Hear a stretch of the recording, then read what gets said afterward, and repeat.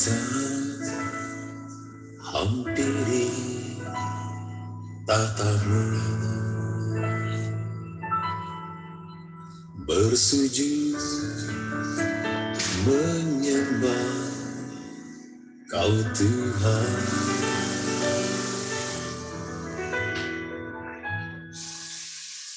Ku datang tersungkur di hadapan-Mu, beri hormat dan puji dan kemuliaan hanya bagi-Mu.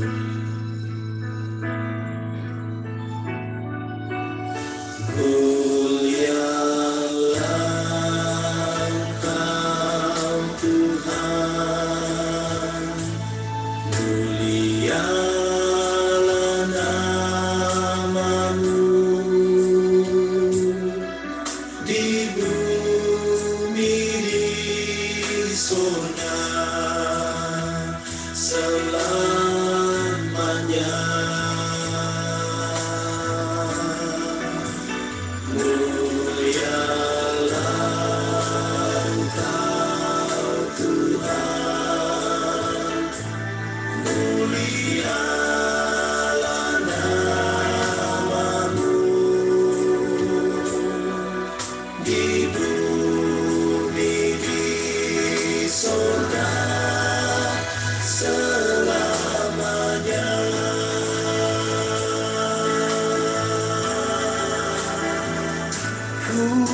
Bersujud di bait-Mu yang kudus, memuji-muji nama-Mu Tuhan.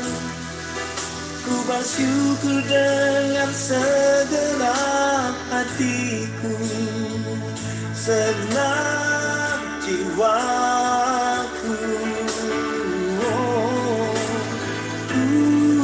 Selalu nyanyikan kasih setia-Mu, kasih setia Tuhan selama-lamanya. Oh, betapa mulia nama-Mu Tuhan di seluruh bumi.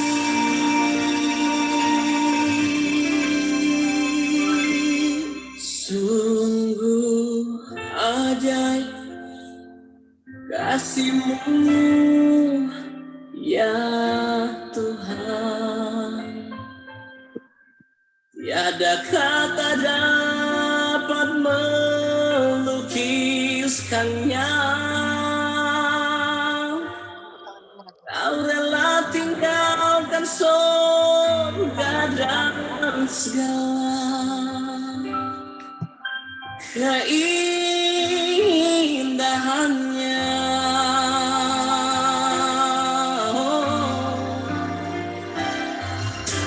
Datang ke dunia ini menderita, mati bagiku di bukit Kalvari. Oh, sungguh besar karya-Mu ya Tuhan,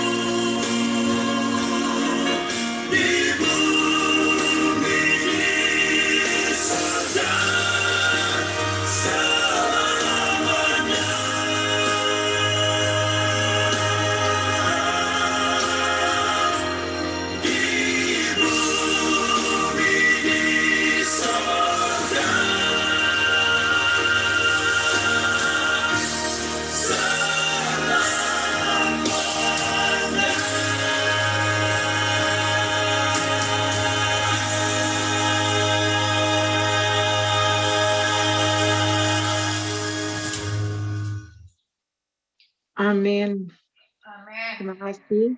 Amin, amin.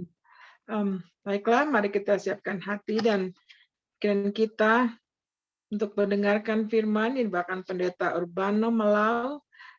Pendeta, terima kasih telah menyiapkan waktu untuk memberikan firman, membagikan firman kepada kami. Sebelumnya, tolong Pendeta memperkenalkan diri, keluarga, dan anak-anak. Silahkan, Pak Pendeta. Baik, selamat malam bagi saudara-saudara kami yang ada di Colorado ataupun di Amerika pada saat ini. Dan selamat siang, ya selamat pagi untuk saudara-saudara yang ada di Indonesia. Pertama-tama kami sangat bersyukur dan rasa terhormat untuk mendapat kesempatan yang indah melayani umat-umat Tuhan yang ada secara khusus di Jemaat Colorado pada saat ini. Terima kasih kepada Bapak Simorangkir yang sudah menghubungi kami dan memberikan kesempatan untuk pelayanan pada malam hari ini. Dan terima kasih tentunya kepada Bapak Pendeta Boyo. Ya, salam hormat dan salam kasih dari kami untuk senior kami yang sudah pengalaman dalam pelayanan, ya dalam melayani Kristus. Terima kasih juga untuk semua ya anggota jemaat yang boleh kenan sama-sama pada malam hari ini. Dan saya lihat di sini yang saya kenal ada Bapak Heri Simanjuntak. Ya beberapa kali, ada 2 kali kami ketemu di Jakarta pada saat beliau datang di Jemaat Jamrut. Nah 2 tahun yang lalu ya kami melayani di Jemaat Jamrut sebagai gembala jemaat. Jadi beberapa kali pada saat hamba Tuhan datang ke sana kami bertemu di Jemaat Jamrut. Dan saya lihat waktu lihat-lihat juga websitenya Jemaat Colorado, ada juga teman kami dulu dari Kalimantan kalau masih ada di sini itu Grace Maromon ya. Dulu tuh kami juga melayani di Balikpapan, mereka anggota jemaat di sana dan sebagai pianis yang baik pada saat di jemaat Balikpapan. Terima kasih. Jadi sebelum saya sampaikan firman Tuhan, saya perkenalkan diri saya. Sekarang ini kami melayani di Jemaat Salemba di Jakarta Pusat, jadi tidak jauh juga dari Jemaat Jamrut ya. Dulu di Jemaat Jamrut, lalu 2 tahun yang lalu ya pindah ke Jemaat Salemba berdekatan. Saya Pendeta Urbano Malau, istri saya ada juga bergabung karena saya saat ini ada di Sumber Wekas di Surabaya. Karena ada pelatihan untuk pendeta-pendeta muda yang diprogramkan saat ini oleh UNI untuk dikirim ke daerah-daerah yang belum terjangkau. Jadi ada daerah-daerah di mana belum ada gereja kita, belum ada cabang sekolah sahabat kita di sana, lalu tamatan-tamatan yang baru dari UNAI direkrut oleh daerah-daerah conference, lalu mereka ditempatkan di sana untuk menerobos daerah-daerah yang belum terdampak tersebut. Itu sebabnya saat ini ada di Terawas untuk memberikan pelatihan bagi mereka-mereka, yaitu pendeta-pendeta muda ini, yang baru taman ini, bagaimana mereka untuk membuka ladang-ladang yang baru tersebut. Jadi kami diundang juga untuk boleh bersama-sama. Itu sebabnya saya ada di Surabaya, sementara istri saya sekarang ada di Jakarta. Istri saya namanya Ellen Juwita Gultom. Lalu kami dikaruniakan Tuhan 3 orang anak. Yang pertama laki-laki, umur 16 tahun. Lalu yang kedua perempuan, umur 14 tahun. Dan yang ketiga perempuan juga, tetapi ini adalah bonus dari Tuhan, umurnya baru 2 tahun. Jadi seringkali teman-teman ketua konfers dulu Marbon bercanda disebutkan, itu anak rasa cucu ya. Sudah seperti punya cucu tapi ternyata masih anak. Tapi itulah karunia Tuhan yang sangat berharga dalam keluarga kami. Bagaimana Tuhan memberikan anak-anak ya di masa tua juga Tuhan masih karuniakan anak untuk menjadi semarak dalam rumah tangga kami. Puji Tuhan untuk berkat Tuhan kami sudah melayani sejak 2003 dalam pekerjaan Tuhan. Pertama sekali kami melayani di pedalaman di Kalimantan Tengah. Ya, sebelum Sampit, kami dulu di sanalah tempat pelayanan kami yang pertama. Hampir 10 tahun kami berada di Kalimantan. Dan setelah 10 tahun berada di Kalimantan, kami memiliki kesempatan untuk melanjutkan pendidikan di IAS di Manila. Lalu setelah itu kami kembali ke Indonesia dan sejak 2013 melayani di Conference DKI Jakarta dan sekitarnya. Setelah sekelumit kenalan singkat dari kami, kiranya melalui pertemuan kita pada malam hari ini, rasa kasih persaudaraan semakin bertumbuh di antara kita, dan bila mana kita suatu saat sudah bertemu dalam kerajaan surga, kita kembali mengenal satu dengan yang lain bahwa kita pernah bersama-sama di dunia ini, dan bahkan saya pernah melayani saudara-saudara di jemaat di Colorado ini. Baik, saudaraku yang saya kasihi di dalam nama Yesus Kristus, saya mau mencoba untuk membagikan screen untuk firman Tuhan yang akan kita renungkan pada malam hari ini. Saya beri judul firman Tuhan pada malam hari ini ialah ampas hati. Tentu masing-masing kita sudah mengetahui apa itu ampas, yaitu alat yang digunakan untuk menghaluskan, melembutkan, untuk menghaluskan kayu ataupun permukaan yang kasar, supaya dengan demikian kelihatan bagus. Dan bahkan amplas digunakan untuk mengamplas jati yang tadinya kasar, yang tadinya tidak indah, tetapi setelah diamplas dengan berulang-ulang, maka kelihatanlah tekstur dari kayu itu, jati itu, sehingga memiliki nilai jual yang sangat tinggi dan sangat bagus untuk dipandang mata. Firman Tuhan yang sering kita dengarkan di dalam Matius 5:48 berkata, "Karena itu haruslah kamu sempurna, sama seperti Bapamu yang di surga adalah sempurna." Kesempurnaan yang bagaimanakah yang diminta oleh Tuhan dari kita? Tentu sebagai manusia kita tidak bisalah seperti Allah. Tentu kita tidak bisa memiliki kuasa seperti Bapa kita, Bapa yang maha kuasa dan maha sempurna itu. Kita tidak akan bisa melakukan perkara-perkara ajaib atau menjadikan sesuatu dari yang tidak ada menjadi ada. Tetapi firman ini mengajak kita untuk memiliki kesempurnaan. Lalu kesempurnaan apa yang dimaksud oleh firman Tuhan ini? Dalam Roma 12 ayat 2 firman Tuhan katakan, "Janganlah kamu menjadi serupa dengan dunia ini, tetapi berubahlah oleh pembaharuan budi." Jadi kesempurnaan yang dimaksud oleh firman Tuhan di dalam Matius 5:48 tadi, yaitu kesempurnaan di dalam tabiat, di dalam perubahan budi, di dalam perubahan akal, cara pikir, dan cara pandang kita. Itulah yang dimaksud oleh firman Tuhan, supaya kita memiliki karakter Allah di dalam kehidupan kita. Dan memang inilah yang sangat perlu. Kita diminta untuk berpikir seperti Yesus Kristus. Filipi 2 ayat 5 katakan, "Hendaklah kamu di dalam hidupmu menaruh pikiran dan perasaan yang terdapat juga di dalam Yesus Kristus." Jadi apa yang sedang diupayakan oleh surga bagi kita ialah supaya kita memiliki perubahan karakter dan tabiat untuk menjadi serupa dengan karakter dan tabiat Yesus Kristus. Dan ini sangat penting. Dan ini sangat diperlukan terjadi dalam kehidupan kita. Karena perubahan tabiat itulah yang menjadi karsis untuk masuk ke dalam kerajaan.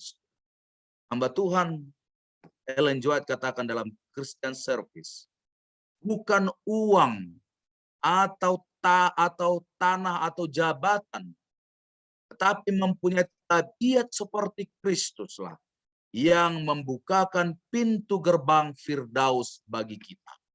Bukan keagungan, bukan pencapaian intelek yang memenangkan mahkota kekal bagi kita, hanyalah kerendahan hati, kelemah lembutan bagi mereka yang telah membuat Allah berkarya dan terima anugerah.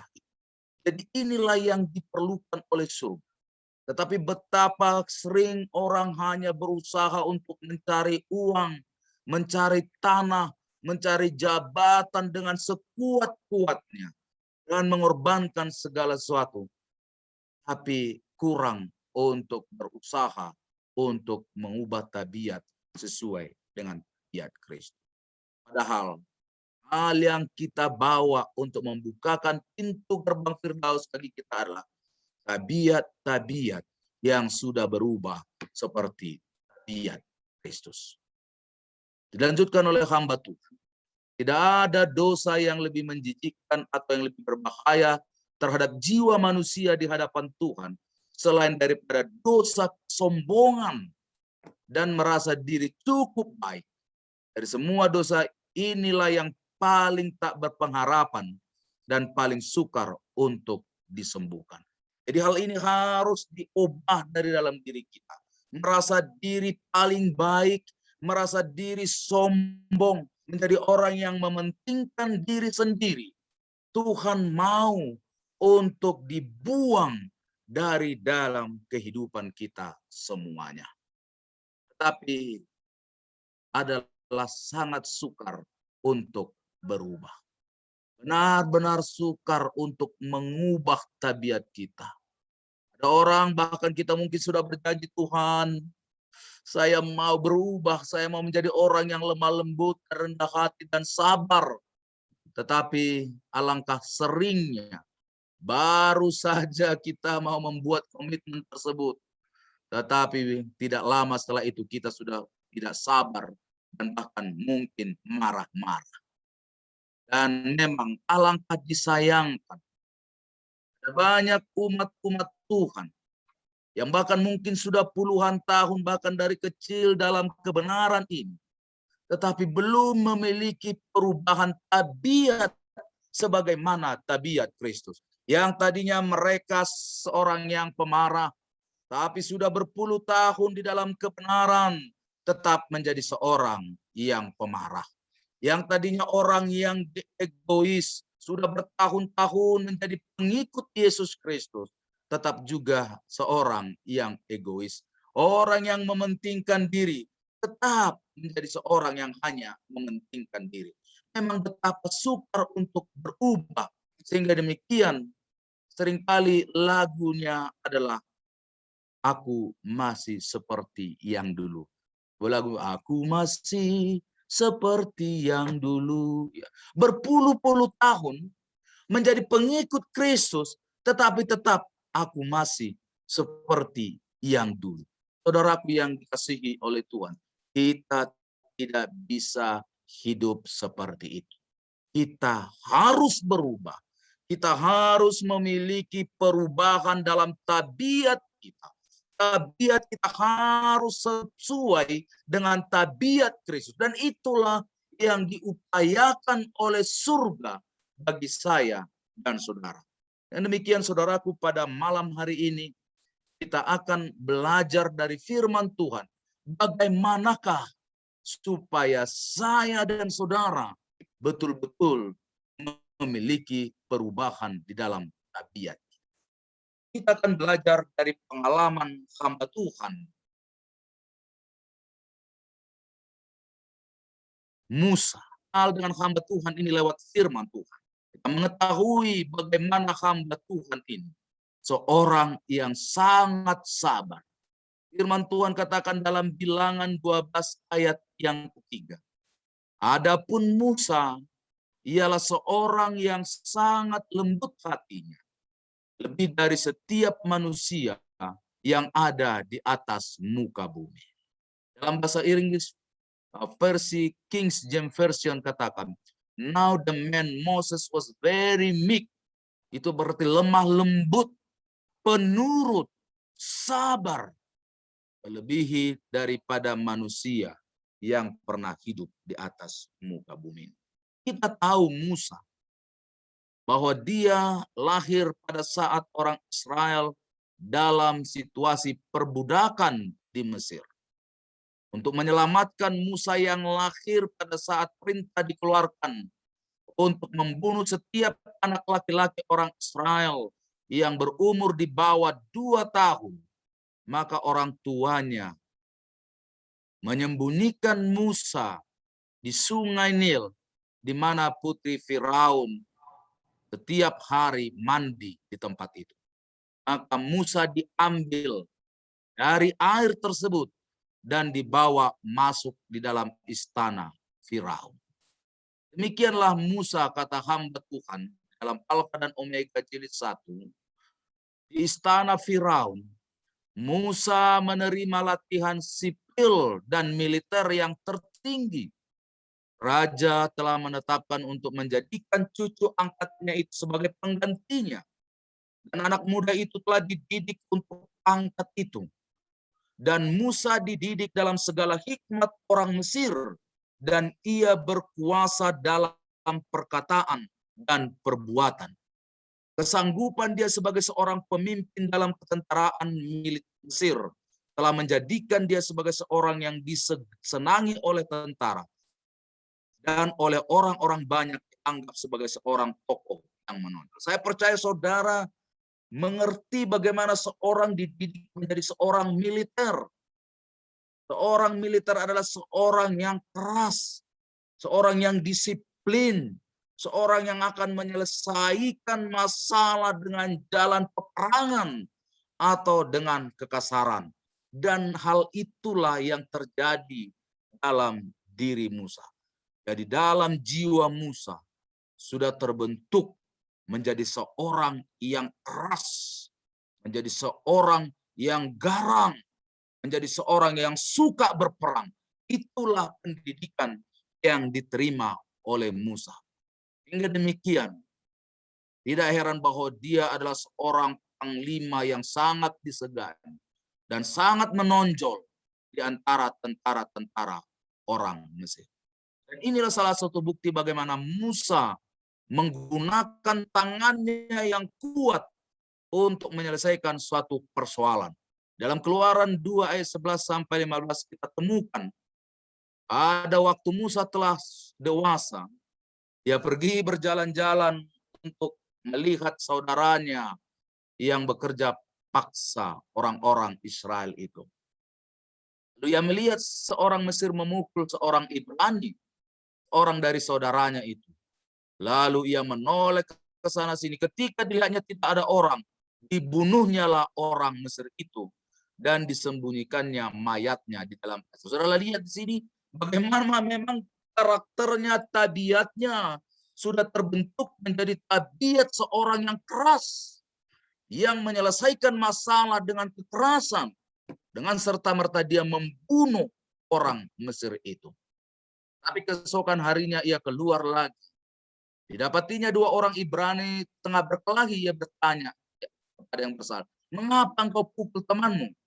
Tetapi jawabnya, "Siapakah yang mengangkat engkau menjadi pemimpin dan hakim atas kami?" Cerita ini telah membuat Musa menjadi ketakutan. Dan akhirnya kita tahu bahwa dia melarikan diri dari Mesir. Dengan membunuh orang Mesir itu, kata hamba Tuhan, Musa telah jatuh ke dalam kesalahan yang sama, yang sangat sering diperbuat oleh leluhur-leluhurnya, yaitu melaksanakan dengan tangannya sendiri apa yang dijanjikan Allah akan dilakukannya. Bukanlah kehendak Allah untuk melepaskan bangsa itu dengan jalan berperang, sebagaimana yang disangka Musa, melainkan oleh kuasanya yang besar itu, agar kemuliaannya hanya diberikan kepadanya. Musa belum bersedia untuk tugas yang besar itu. Ia masih harus mempelajari pelajaran yang sama tentang iman yang telah diajarkan kepada Abraham dan Yakub, untuk tidak bersandar kepada kekuatan manusia, tetapi kepada kuasa Allah bagi kegenapan janji-janjinya. Di dalam sekolah penyangkalan diri, serta kesukaran ia harus belajar untuk sabar dan untuk menahan nafsunya. Sebelum ia dapat memerintah dengan bijaksana, ia harus diajar untuk menurut. Hatinya harus selaras dengan Allah sebelum ia dapat mengajarkan pengetahuan tentang kehendaknya kepada orang lain. Jadi Allah mau mendidik Musa.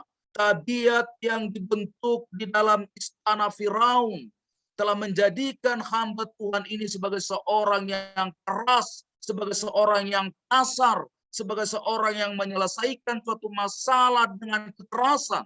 Tetapi Tuhan tidak mau itu.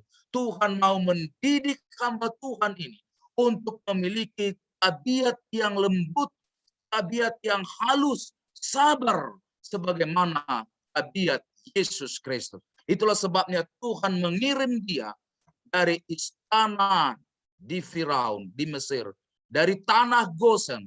Sekarang Musa dibawa masuk ke padang gurun Midian. Dengan perjalanan yang sangat jauh, melewati padang belantara, padang gurun, hamba Tuhan ini sekarang berada di Midian. Jadi Musa dari istana yang hidupnya mewah, yang hidupnya serba enak, yang tidak perlu dengan kesusahan dan segala macam, tinggal perintah sana sini, mendapatkan apa yang dia inginkan. Sekarang dia hidup di padang belantara Midian. Dari segala kemewahan yang dia dapatkan, segala fasilitas di istana, sekarang Musa berada di padang gurun dengan kesederhanaan yang setiap hari hanya sebagai seorang gembala dari putra mahkota menjadi seorang gembala di padang belantara Midian. Tapi lihat, di padang belantara inilah sifat kesombongannya dan sifat merasa diri cukup sama sekali dihapuskan. Di dalam kesederhanaan hidup di padang belantara, kemewahan dan kesenangan Mesir hilang dari dalam diri Musa. Musa menjadi orang yang sabar, bersikap hormat dan rendah hati, sangat lembut hatinya, lebih dari setiap manusia yang ada di muka bumi ini. Waktu 40 tahun itu, di dalam pekerjaan rendah sebagai seorang gembala, kebiasaan untuk menjaga domba-domba, untuk melupakan diri serta memelihara kawanan domba itu, bila dikembangkan, akan menyediakan dirinya untuk menjadi gembala Israel yang berbelas kasihan dan panjang sabar. Musa yang 40 tahun dididik di dalam istana Firaun sebagai putra mahkota dengan segala fasilitas, dengan pendidikan militer yang keras, yang menjadikan Musa sebagai seorang yang keras dan seorang perwira tentara yang gagah perkasa. Sekarang 40 tahun di dalam padang gurun Midian mendidik Musa menjadi seorang yang lemah lembut, rendah hati, penuh kesabaran, dan penuh dengan kesederhanaan. Waktu 40 tahun memang adalah waktu yang sangat lama yang digunakan oleh Tuhan untuk mendidik Musa dalam segala kesukaran dan penderitaan padang belantara. Tetapi setelah 40 tahun pendidikan itu, Musa berhasil berubah menjadi seorang yang sangat sabar di dalam kehidupan. Saudaraku yang dikasihi oleh Tuhan, Musa telah belajar banyak perkara. Sekarang yang harus ia lupakan, pengaruh-pengaruh yang mengelilinginya di Mesir, dan kasih kepada ibu angkatnya, kedudukannya sendiri yang tinggi sebagai cucu raja, kehidupan yang gelojoh di sekitarnya, penarikan, tipu daya, dan sifat mistik agama palsu, kemegahan penyembahan berhala, keagungan dan bangunan-bangunan patung telah dilupakan dari dalam dirinya. Gantinya, sekarang Musa menjadi seorang yang hanya tergantung dan menyerahkan hidupnya kepada Tuhan. Saudaraku yang saya kasihi di dalam Tuhan, dalam hal yang sama, dengan cara yang sama, Tuhan sedang mendidik saya dan saudara. Dan bahkan Tuhan sedang membawa dan menuntun saya dan saudara ke padang gurun Midian di dalam kehidupan kita masing-masing. Padang Midian dalam bentuk apakah? Tuhan sedang menuntut saya dan saudara pada saat ini. Tuhan betul-betul akan membawa kita di dalam padang belantara kita masing-masing untuk mempersiapkan kehidupan kita, untuk mengampas tabiat kita supaya menjadi serupa dengan tabiat. Saat ini Tuhan sedang menuntun kita kepada padang gurun Midian COVID-19 ini. Oleh karena COVID-19 ini kita sedang banyak mengalami kesusahan dan penderitaan, kehilangan orang-orang yang kita kasih, kehilangan kesehatan, harta, pekerjaan, dan segala macam sesuatu dalam kehidupan kita. Tapi lihatlah dari segi positifnya bahwa Tuhan sedang menuntun kita ke padang Midian ini untuk membentuk kita, untuk memperhalus tabiat kita, supaya dengan demikian tabiat kita bisa menjadi serupa dengan tabiat Kristus. Pada bulan Januari tahun ini, pada tanggal 2 yang lalu, pertama sekali saya merasakan badan saya tidak enak. Rasa demam pada hari Minggu. Lalu saya minum obat-obat untuk penghilang rasa demam.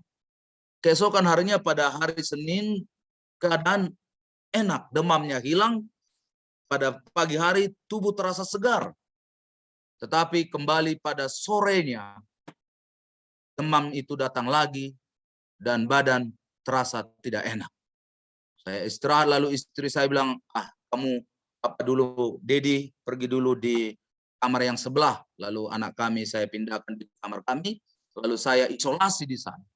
Tetapi demamnya tidak turun-turun sampai Selasa sampai Rabu. Dan anak saya juga yang perempuan di hari Selasa sudah mulai demam.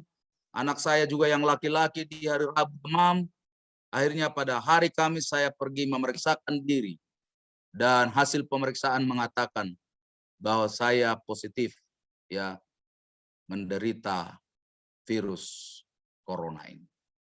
Lalu setelah itu diperiksa dan saturasi saya begitu rendah, 90. Akhirnya kami bersama-sama dengan keluarga berangkat ke Rumah Sakit Advent Bandung pada hari Kamis. Karena sudah ada perjanjian, akhirnya saya langsung dirawat. Sementara istri dan 3 anak saya belum diperiksa. Kami tiba hari Jumat di RSA Bandung, sudah siang hari untuk pemeriksaan COVID sudah tutup dan akan buka pada hari Minggu. Lalu pada hari Minggunya setelah buka, istri dan anak-anak saya di swab, lalu hasilnya pada hari Senin sore, dan ternyata istri dan ketiga anak saya juga positif COVID. Wah, pada saat itu datang saya berteriak kepada Tuhan, Tuhan mengapa? Mengapa ini harus terjadi dan menyerang seluruh keluarga saya dan anak dan istri saya? Bukankah kami ini pelayan-Mu Tuhan? Bukankah kalau kami juga keluar rumah hanya untuk melayani umat-umat Tuhan? Bukankah juga kami sudah berdoa kepada Tuhan siang dan malam supaya Tuhan melindungi kami dari bahaya COVID ini, membentengi kami dengan kuasa surgawi. Tetapi kenapa Tuhan? Kenapa hal ini terjadi? Itulah doa saya yang saya panjatkan kepada Tuhan. Tetapi Roh Kudus Tuhan berbicara bahwa Tuhan sedang menuntun saya dan keluarga padang gurun Midian kami masing-masing untuk terus mengasah, mengamplas hati kami, supaya kami semakin menjadi orang-orang yang rendah hati, orang yang sabar, dan bahkan orang yang bergantung. Puji Tuhan, pengalaman ini membuat pengalaman rohani kami untuk lebih komet lagi, untuk lebih setia lagi, dan lebih dekat. Puji Tuhan, melalui pengalaman ini, melalui berkat Tuhan, Pada bulan Februari setelah saya dirawat 16 hari di rumah sakit dan istri anak-anak saya 10 hari, kami diperbolehkan pulang. Dan 2 minggu kemudian, walaupun pada saat kami pulang masih positif, tapi 2 minggu kemudian kami pergi memeriksa kembali. Dan kami semua dinyatakan negatif.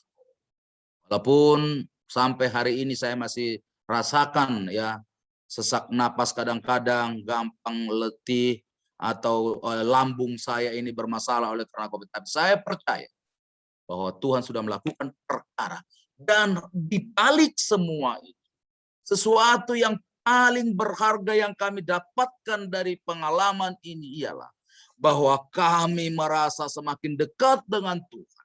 Karakter kami semakin dibentuk oleh Tuhan untuk menjadi hambanya, pelayannya, menjadi orang yang semakin sabar dan melihat bahwa memang tidak ada kekuatan dan kuasa apa-apa dalam diri kita selain daripada kasih Kristus yang senantiasa menyertai kehidupan kita. Dan memang dalam cara yang sama, Tuhan selalu menuntun kita ke padang gurun Midian dalam kehidupan kita. Gereja kita bisa juga menjadi padang gurun Midian. Saudara-saudara, sahabat-sahabat kita, saudara-saudara kita bisa menjadi suatu amplas yang digunakan oleh Tuhan untuk mengasah, untuk memperhalus tabiat saya dan saudara. Jadi bila mana di antara saudara-saudara kita ada yang coba untuk menyakiti hati kita, mencoba untuk mengata-ngatai kita dengan perkataan yang tidak baik, atau bahkan marah-marah, mengacukan atau menggosipkan tentang diri kita. Saudaraku yang dikasihi oleh Tuhan, jangan langsung marah, jangan langsung membalas, tetapi lihatlah bahwa itu bisa menjadi suatu amplas yang Tuhan sedang gunakan untuk mengamplas hati saya dan saudara. Atau bahkan pendeta kita, ketua-ketua gereja, mungkin kita tidak terlalu puas atau tidak terlalu senang dengan pendeta, atau bisa saja pendeta menyakiti hati kita dengan khotbah atau firman yang disampaikan. Saudaraku, jangan marah. Itu bisa menjadi amplas yang Tuhan gunakan untuk menghaluskan hati kita, untuk membuang segala kekasaran-kekasaran yang ada dalam jiwa kita. Karena memang Tuhan mau kita harus menjadi orang yang lemah lembut, rendah hati, sabar, memiliki tabiat Kristus di dalam kehidupan kita. Sahabat kita, pasangan kehidupan kita, pasangan hidup kita bisa menjadi amplas yang Tuhan gunakan. Jadi kalau istri saya terkadang dia menasehati saya, ataupun bahkan mungkin ada kata-katanya yang menyinggung perasaan saya, jangan langsung membalas. Atau bahkan jangan langsung katakan, oh sudah tidak cocok lagi, sudah tidak pas, sudah tidak harmonis lagi rumah tangga. Oh tidak, saudara. Itu bisa menjadi alat amplas yang Tuhan gunakan untuk mengamplas. Waktu saya baru-baru menikah dengan istri saya orangnya memang dididik dari keluarga di kampung, yang ya di kampung orang Batak yang ngomongnya ceplas-ceplos, kasar, ya keras dan segala macam. Sementara istri saya dari Sidempuan, orang-orang yang lembut bicaranya, tidak senang dengar kata-kata yang keras. Jadi di awal-awal pernikahan kami, seringkali istri saya menangis oleh karena kata-kata saya yang mungkin kedengarannya kasar, tapi sesungguhnya tidak kasar, tetapi itulah, dan dia tersinggung. Tetapi dia tegur saya, dia tegur, dan di awal-awal pernikahan kadang-kadang kami bisa berselisih paham oleh karena itu. Tetapi ternyata itu adalah amplas yang Tuhan gunakan untuk mengubah saya. Sehingga demikian lama-kelamaan saya mengubah cara bicara saya.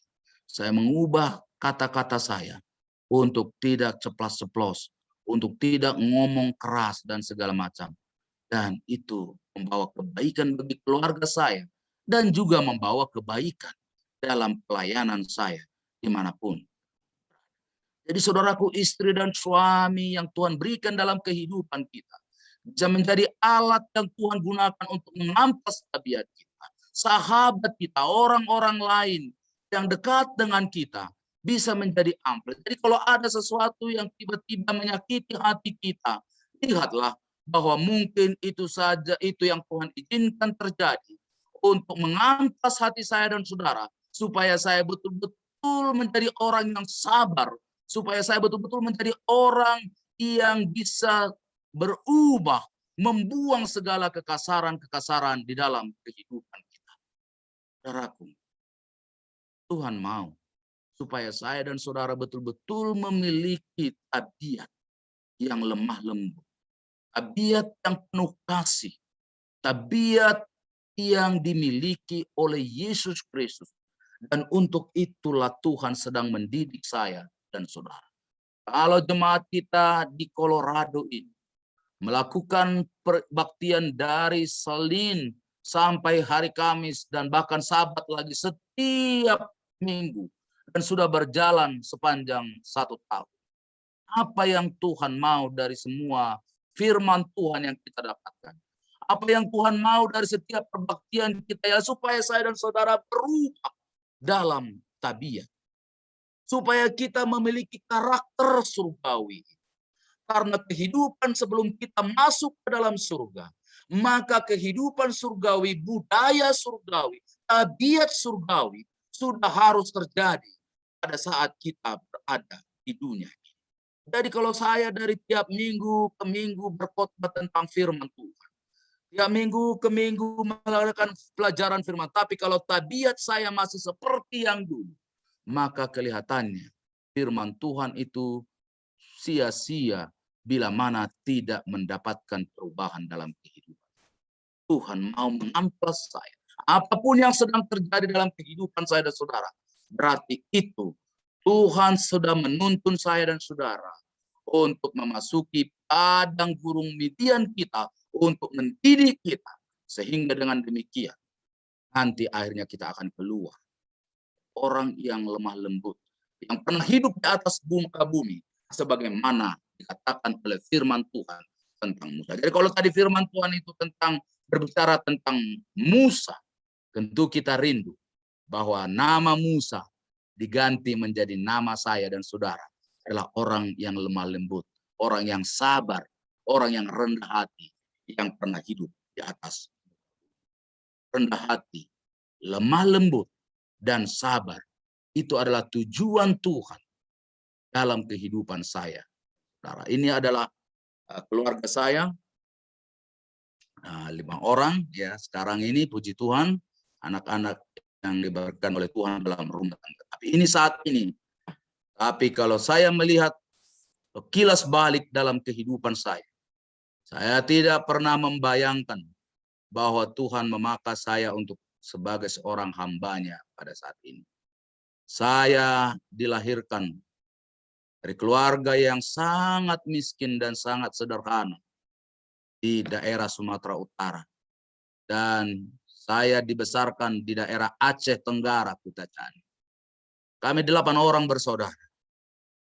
Pada saat umur saya baru masuk di 7 tahun, ayah kami meninggal dunia. Hanya petani, meninggalkan sebidang tanah di Aceh sana, ayah kami meninggal dunia. Jadi hiduplah hanya ibu untuk membesarkan kami 8 orang bersaudara. Dengan demikian saya hidup, dididik, hidup di tengah-tengah masyarakat, ya, dengan dibentuk menjadi seorang yang kasar oleh karena kehidupan keras dan kasar.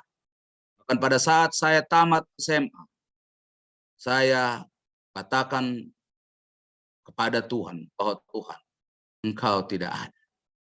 Saya tinggalkan gereja setelah tamat SMA. Sepanjang 5 tahun saya tidak pernah ke gereja. Memang saya sudah lahir dan besar di Advent, tetapi setelah pemberontakan itu saya hidup di pasaran. Saya bahkan pernah ke Tanah Karo untuk berguru, cari ilmu-ilmu dunia. Lalu saya hidup merantau di Pekanbaru pada saat tidak pernah ke gereja. Kasar, kerja sebagai buruh di pelabuhan yang setiap hari sering berkelahi dengan orang-orang di sana. Habis itu minum-minum dan mabuk-mabuk, merokok dan segala macam. Saya menjadi seorang yang tidak sabar, keras, penuh dengan emosi. Kalau ada saja orang yang coba menyinggung, maka saya akan segera kelahi dengan. Itulah kehidupan saya di waktu yang lalu. Tapi Tuhan memanggil saya dengan caranya yang ajaib. Hingga demikian, melalui pertobatan, saya meninggalkan Pekanbaru setelah 5 tahun dan berangkat ke Jakarta. Tapi Tuhan memanggil saya, menjamah hati saya. Lalu saya bertobat, meninggalkan semua kebiasaan itu. Lalu saya ada di Jakarta pada saat itu, di Tangerang, seorang pemuda yang aktif di gereja, melayani sampai pimpinan pemuda di gereja kami di Tangerang. Hingga pada tahun 1998, setelah 8 tahun saya tamat SMA, seseorang ketua jemaat menganjurkan dan mensponsori saya untuk mengambil pendidikan di UNAI untuk menjadi seorang. Itulah kisah saya, tetapi perjuangan saya yang paling berat adalah untuk mengubah karakter saya yang tidak sabar ini, yang pemarah ini, yang gampang tersinggung ini. Hingga pada akhirnya setelah saya tamat, Tuhan memanggil saya ke padang gurun Midian saya untuk mempersiapkan saya menjadi seorang hamba Tuhan yang rendah hati. Saya ditempatkan di pedalaman Kalimantan Tengah, yang anggota saya hanya 4 orang, yang sangat sepi, yang tidak ada tetangga pada saat saya tinggal di sana. Saya menangis di sana, Tuhan, untuk apa saya sekolah 4 tahun di UNAI? Saya harus berada di tempat ini. Dan bahkan saya ingat pada saat penamatan saya memang diumumkan sebagai lulusan terbaik. Lalu saya doakan juga, Tuhan, untuk apa saya menjadi lulusan terbaik, belajar dengan sungguh-sungguh, bekerja dengan keras di UNAI, kalau hanya untuk ditempatkan dan sebagai pendeta di padang belantara, di hutan di Kalimantan Tengah ini. Dan hanya melayani 4 keluarga janda-janda, orang-orang tua di sana. Ada sampai 10 orang anggota saya. Untuk hanya saya berkhotbah untuk 10 orang. Untuk apa Tuhan? Tetapi pada saat itulah Tuhan membentuk saya. Tuhan katakan, kau mau menjadi hamba, kau harus siap kemanapun. Kau harus menjadi orang yang rendah hati. Kau harus menurut kepada Tuhan kemanapun engkau akan kupanggil. Tuhan membentuk saya di sana. Orang hamba Tuhan, membuang segala kekasaran, membuang segala rasa pintar dan segala macam, sehingga demikian mempersiapkan saya untuk menjadi pelayannya hingga pada saat saudara yang dikasihi Tuhan. Mana segala sesuatu terjadi dalam kehidupan saya dan saudara, ingatlah bahwa itu adalah cara Tuhan untuk mengamplas saya dan saudara supaya saya berubah. Tabiat kekasaran saya, kesombongan saya, egoisme diri saya, kepentingan diri saya dibuang dari dalam diri saya. Hingga demikian berubah menjadi orang yang lemah lembut sebagai tabiat Yesus Kristus. Itulah akan jadi modal kita, karcis kita. Bila mana Tuhan datang, kita dilihat memiliki tabiat Kristus. Kita dilayakkan untuk masuk ke surga. Doa dan harapan saya, Tuhan.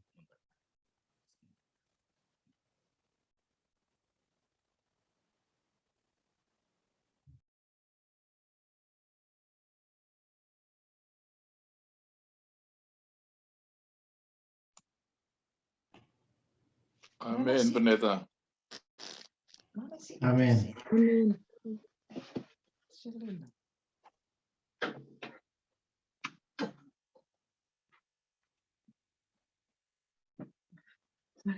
Terima kasih Pendeta, firman begitu indah.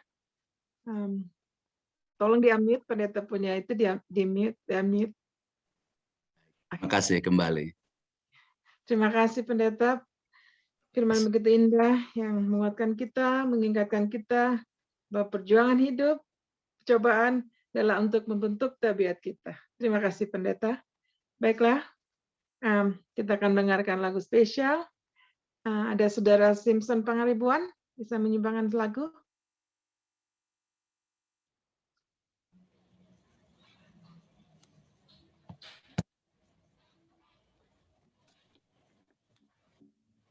Suara saya terdengar? Kedengaran. Terima kasih Saudara Pangaribuan. Kurang keras atau bagaimana? Bisa? Bisa.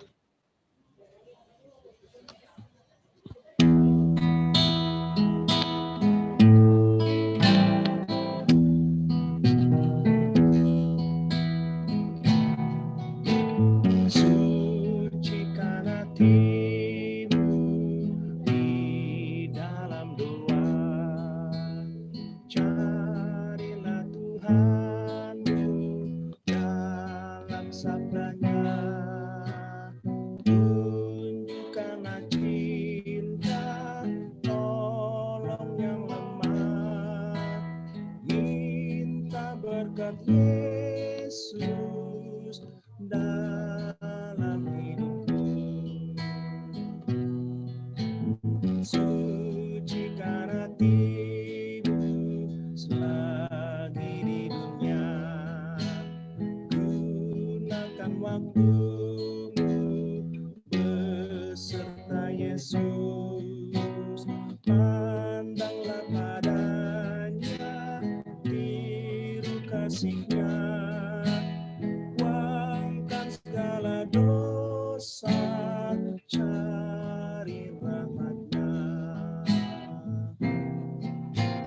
Sucikan hatimu oleh kuasa-Nya, Yesus pemimpinmu di mana-mana, meski dalam duka dan kesusahan, lurus selamanya jalannya Tuhan. Sucikan hatimu, badan dan jiwa, tundukkan dirimu pada sabdanya, Roh-Nya yang menuntun pada kasih-Nya, dan tentu engkau pun tiba di surga.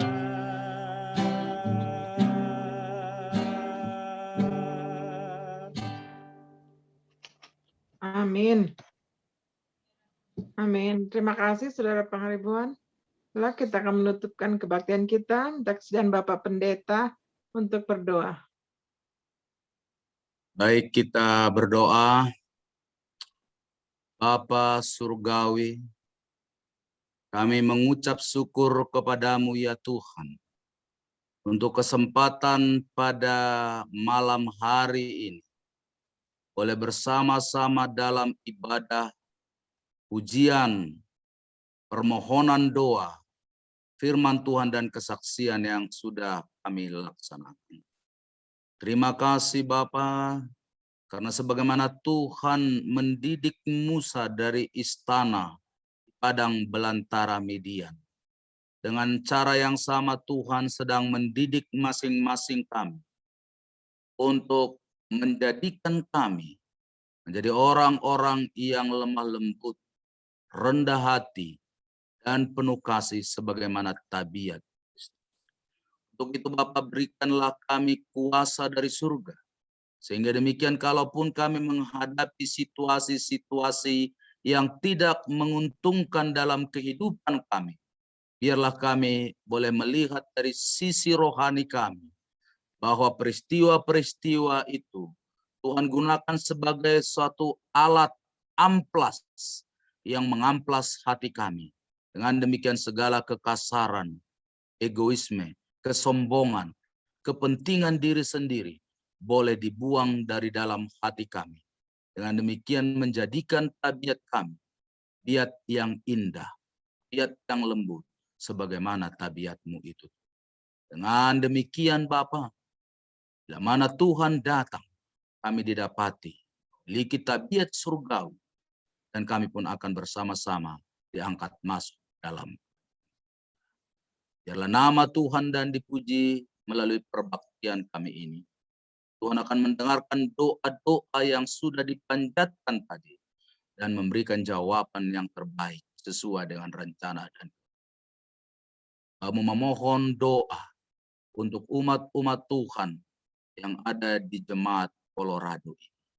Berkati mereka Bapa dengan berkat yang melimpah. Segala pekerjaan, dalam segala usaha, dalam segala rencana-rencana keluarga dan umat Tuhan ini, Engkau menolong mereka Bapa untuk menggapai apa yang terbaik yang mereka.